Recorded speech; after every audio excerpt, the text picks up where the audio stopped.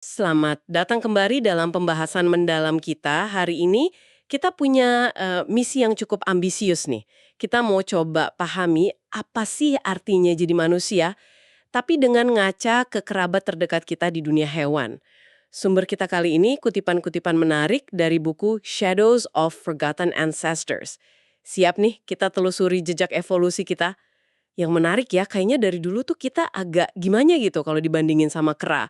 Penulis Inggris abad ke-18, William Congreve, sampai nyebutnya refleksi yang memalukan. Kenapa ya kita kok merasa gitu? Apa karena miripnya kelewatan gitu, bikin nggak nyaman? Yuk, coba kita kupas deh. Ya, betul. Kegelisahan itu mungkin ada alasannya banget. Sumber ini langsung nunjukin fakta yang, wah, lumayan bikin kaget sih. Secara genetik, kita ini berbagi sekitar 99,6% gen aktif sama simpanse. Coba bayangin. Cuma 0,4% bedanya di buku manual hidup kita. Serius, 99,6%? Iya. Beda genetik antara Anda sama simpanse itu ternyata nggak jauh lebih gede daripada beda Anda sama manusia lain di tempat lain. Ini kan langsung bikin kita mikir ya. Kalau dasarnya semirip itu, beda fundamental kita di mana dong? Kita beneran spesial nggak sih? Nah, itu pertanyaan bagus buat mulai. Oke, salah satu hal yang sering banget diulang-ulang soal uniknya manusia, itu kan soal pakai alat. Kita bangga gitu jadi Homo faber, si pembuat alat. Tapi, tunggu dulu deh. Sumber ini ngingetin kalau Charles Darwin sendiri, dari catatan Thomas Savage abad ke-19 itu, udah nulis soal simpanse liar yang mecahin kacang pakai batu. Jadi klaim ini udah goyah dari dulu banget dong ya? Udah goyah banget. Dan ini bukan sekedar pakai batu asal-asalan lah. Oh ya, gimana tuh? Ada tingkat kerumitan yang lumayan bikin kagum. Contoh paling terkenalnya itu mancing rayap. Mereka nggak asal ambil ranting, dipilih yang ukurannya pas, dibersihin daunnya, kadang ujungnya dimodif dikit, terus dimasukin pelan-pelan ke lubang rayap. Ada teknik muter sama goyanginnya gitu, buat nggoda rayapnya keluar. Wah, detail banget ya. Iya, dan ini bukan naluri aja. Ini skill yang butuh bertahun-tahun buat dikuasai, diajarin dari induk ke anak. Antropolog Geza Teleki aja yang neliti ini lama banget, ngaku kesulitan nirunya loh. Serius? Hebat banget. Terus apa lagi? Hebatnya lagi, mereka bahkan bisa nunjukin kemampuan merencanakan. Ada observasi tuh, simpanse nyari batu atau kayu yang pas dari tempat yang lumayan jauh. Dibawa, terus nanti baru dipakai buat mecahin kacang atau gali umbi. Dan jangan lupa si bonobo terkenal, Kanzi, dia nggak cuma pakai alat tapi belajar bikin alat. Bikin alat, maksudnya. Iya, dia belajar bikin serpihan batu yang tajam gitu buat motong tali biar bisa buka kotak makanan. Wow, jadi kalau soal alat, batasnya udah tipis banget ya? Tepat sekali, tipis banget. Dan makin kabur lagi kalau kita ngomongin budaya. Bukan cuma alat loh, tapi gimana perilaku baru itu nyebar. Sumber Anda nyajiin cerita keren banget soal Imo, seekor makaka Jepang betina yang, wah bisa dibilang jenius lah di kelompoknya. Imo, gimana ceritanya? Dia yang pertama kali nemu ide nyuci ubi jalar di air laut. Biar pasirnya bersih, plus dapat rasa asin dikit. Inovasi simple tapi ngubah kebiasaan satu kelompok. Keren. Terus? Si Imo ini nggak berhenti di situ. Dia nemu cara yang lebih canggih lagi. Misahin gandum yang dikasih peneliti dari pasir. Caranya? Dilempar ke air. Gandumnya ngapung, pasirnya tenggelam. Persis kayak teknik mendulang emas itu loh. Cerdas banget kan? Wah, iya ya, bener-bener pinter. Nah, yang benar-benar menarik di sini tuh bukan cuma pinternya si Imo, tapi gimana inovasinya nyebar. Persis kayak tren di manusia kan? Nggak langsung diterima semua. Mulai dari Imo, ditiru teman mainnya, betina-betina muda lain, sama anak-anak mereka. Coba tebak, siapa yang paling kolot, paling lambat niru? Yang tua-tua, pejantan. Betul, para pejantan dewasa. Ini kan bukan cuma cerita monyet pinter ya. Ini cerminan dinamika sosial budaya kita juga. Gimana inovasi sering muncul dari yang muda, terus butuh waktu buat diterima sama yang lebih tua atau mapan.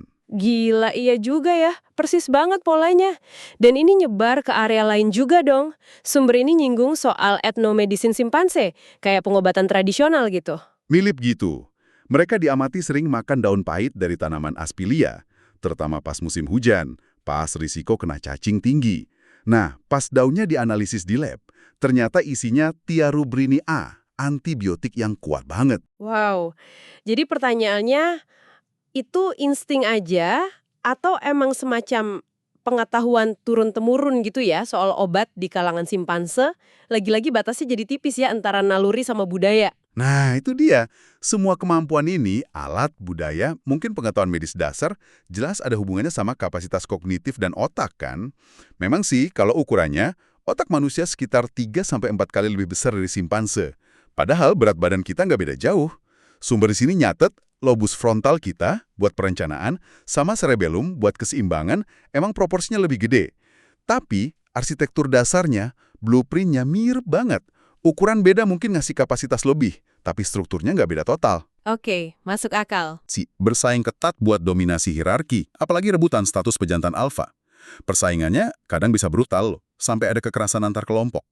Tapi di sisi lain, mereka juga punya main pura-pura berantem, lengkap sama ekspresi muka main gitu ya. Muka main. Haha, lucu juga. Iya, itu nunjukin kemampuan canggih buat bedain mana agresi beneran, mana interaksi sosial yang cuma main-main. Penulisnya aja nggak ragu ngebandingin manuver rebutan kuasa mereka sama intrik politik ala Machiavelli. Jadi bukan sekedar hukum rimba yang simpel gitu ya. Ada intrik, aliansi, wah persis kayak politik kita aja ya. Tapi menarik juga kontrasnya sama bonobo yang tadi disebut.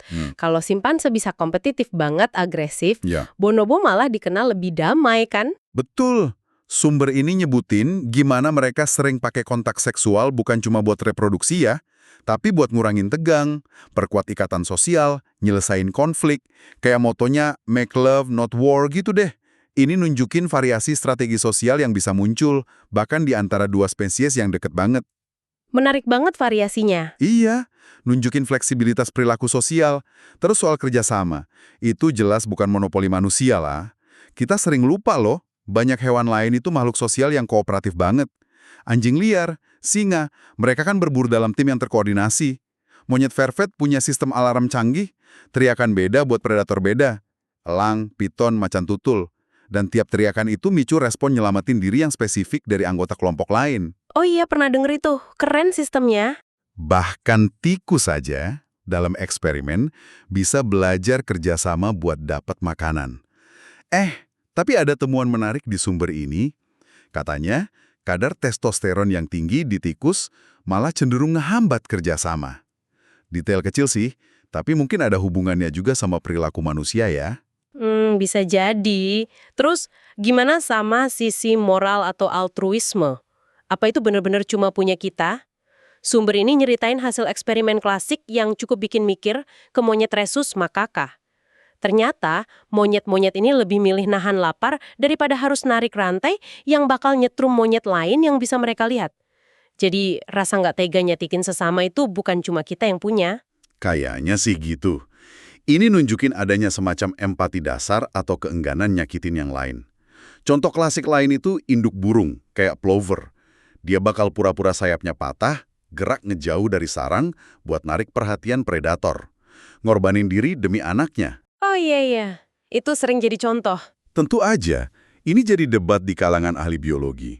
Apa ini murni seleksi kerabat, naluri buat ngelindungin gennya di anak, atau ada unsur seleksi kelompok, perilaku yang nguntungin kelompok secara keseluruhan?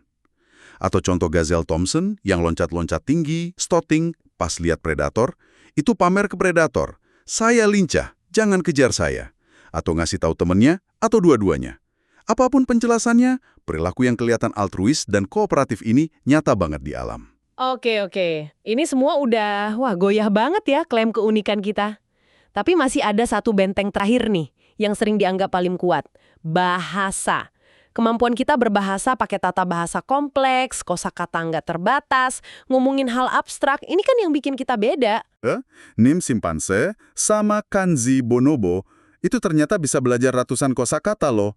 Bisa pakai isyarat tangan kayak bahasa isyarat Amerika, atau simbol visual di keyboard khusus leksigram. Dan mereka nggak cuma niru. Maksudnya nggak cuma niru. Mereka pakainya fungsional. Buat minta sesuatu yang nggak ada di depan mata, minta dielus, minta pisang di ruangan sebelah. Mereka bahkan bisa gabungin isyarat atau simbol yang udah dipelajari buat bikin arti baru. Contoh terkenal tuh, ada keran nyebut angsa yang baru pertama dilihat sebagai burung air. Kan logis ya, gabungin dua konsep yang udah dia tahu. Mereka juga nunjukin kemampuan ngategoriin objek, sedikit abstraksi. Malah ada indikasi kuat mereka bisa pakai bahasa isyarat ini buat bohong atau nipu pengasuhnya biar dapat sesuatu. Wah, bisa bohong juga. Ini jelas bukan sekedar niru ya. Jelas bukan? Kemampuan komunikatif mereka luar biasa emang. Ya, memang ada kritik sih, kayak dari Herbert Teres yang kerja intensif sama NIM. Dia bilang struktur kalimat NIM itu cenderung simpel dan diulang-ulang. Contoh kalimat terpanjang NIM yang terkenal itu, beri jeruk, saya beri makan jeruk, saya makan jeruk, beri saya makan jeruk, beri saya kamu. Haha, iya kedengeran agak kacau ya. Mungkin kedengeran kacau, tapi kalau diperhatiin, tujuannya jelas banget kan? NIM mau jeruk. Nggak ada kata-kata ngawur atau nggak relevan di situ. Meskipun tata bahasanya belum kompleks kayak kita, komunikasinya efektif banget dan ada tujuannya. Mungkin ini cerminan tahap awal evolusi kemampuan bahasa itu sendiri kali ya? Pertanyaan menarik itu. Terus, gimana sama kesadaran diri?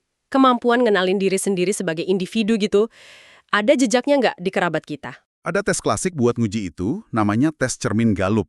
Caranya, hewan dibius ringan, terus dikasih tanda cat warna di bagian badan yang nggak bisa dia lihat langsung. Misalnya di dahi. Pas sudah sadar, dihadapin ke cermin. Kalau hewannya pas lihat bayangannya nyentuh tanda cat di badannya sendiri bukan di cermin, nah itu dianggap bukti kuat dia ngenalin bayangan itu sebagai dirinya. Oh, pernah dengar tes itu. Hasilnya gimana? Hasilnya, sumber ini ngelaporin kalau simpanse sama orangutan secara konsisten lulus tes ini. Mereka ngenalin diri di cermin. Uniknya, gorila kayaknya kurang atau nggak nunjukin kemampuan ini secara konsisten. Ini nunjukin ada semacam gradasi ya, spektrum kesadaran diri bahkan di antara kera besar.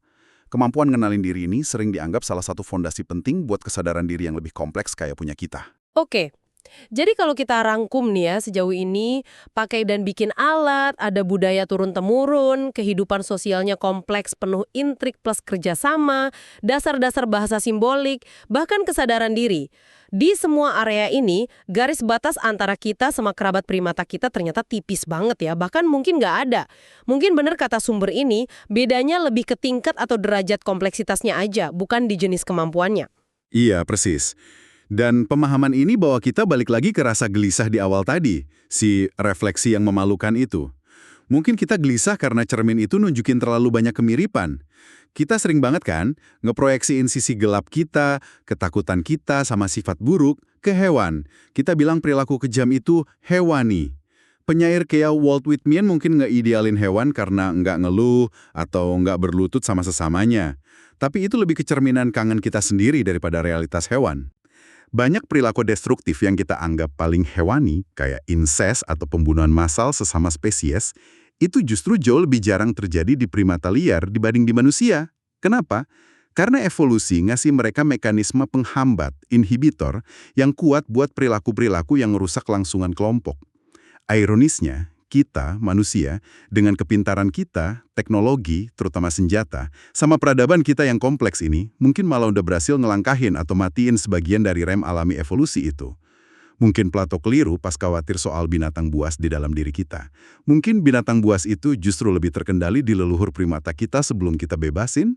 Wah, itu pemikiran yang cukup bikin merinding, tapi menarik ya. Kita emang sering nyangkal warisan hewani kita sih. Mulai dari hal sepele kayak nyukur bulu badan, cara kita masak daging biar asal-usulnya nggak kelihatan, sampai hal yang nggak kepikiran kayak umpatan. Sundur ini nunjuk soal umpatan paling umum di banyak bahasa kayak fuck you. Ternyata, ungkapan marah itu tuh gema linguistik dari postur dominasi seksual primata jantan buat negesin status sama ngintimidasi lawan. Kita ngucapinnya tanpa sadar, warisan perilaku purba yang kebungkus kata-kata. Betul. Intinya sumber ini nyimpulin kalau kita ini mewarisi sifat ganda dari leluhur primata kita. Di satu sisi ada kecenderungan kuat ke arah agresi, rebutan dominasi, bikin hierarki yang kaku. Di sisi lain, kita juga mewarisi kapasitas yang sama kuatnya buat kerjasama, empati, ikatan sosial, altruisme. Kayak yang kita lihat di bonobo atau di eksperimen makaka tadi. Tantangan terbesar kita sebagai spesies, mungkin ya, gimana pakai kecerdasan kita yang bisa jadi satu-satunya keunggulan signifikan kita buat secara sadar ngelola dan menavigasi kedua warisan yang seringkali bertentangan ini. Jadi setelah semua pembahasan ini, jelas banget ya kalau ngelihat ke dunia primata itu cara yang ampuh banget buat mahamin diri kita sendiri. Garis antara kita sama mereka itu jauh lebih kabur daripada yang mungkin kita mau akui. Kemampuan bikin alat, dasar-dasar budaya, bibit bahasa, kompleksitas sosial, kesadaran diri, semuanya ada di sana dalam berbagai tingkatan. Kita bukan makhluk yang kepisah total gitu, tapi bagian dari sebuah kontinuum kehidupan primata yang kaya banget. Buat primata kita itu cara ampuh buat kenal diri kita sendiri. Potensi kita buat baik dan buruk kecenderungan bawaan kita. Terus juga jebakan perilaku yang mungkin kita warisi dari masa lalu evolusi kita. Ini nantang arogansi kita sebagai spesies dan ngedorong semacam kerendahan hati kosmik gitu. Kayak kata Lauren Aisley, di kutipan sumber Anda, di dalam tengkorak kita mungkin masih ada bayang-bayang aneh dan irasional dari masa lalu submanusia. Oke, sebagai penutup nih, kita bawa pulang satu pemikiran buat Anda renungin. Sumber ini tadi sempat nyinggung soal perubahan sosial besar dalam sejarah manusia yang relatif baru runtuhnya hierarki absolut, kayak monarki, dihapusnya perbudakan, perlawanan terhadap subordinasi perempuan. Semua struktur ini kan dulu dianggap alami, kodrat, bahkan kehendak ilahi. Nah, nginget warisan primata kita yang kompleks ini, yang ada dorongan kuat buat bikin hierarki tapi juga kapasitas besar buat kerjasama dan empati, seberapa kokoh sih sebenarnya perubahan progresif yang udah kita capai ini? Dan apa yang bisa kita pelajari dari sifat ganda primata dalam diri kita soal tantangan buat nggak cuma mempertahankan kemajuan ini, tapi juga buat terus ngedorongnya ke depan? Ini pertanyaan besar yang relevan banget buat kita semua. Sampai jumpa di pembahasan mendalam berikutnya.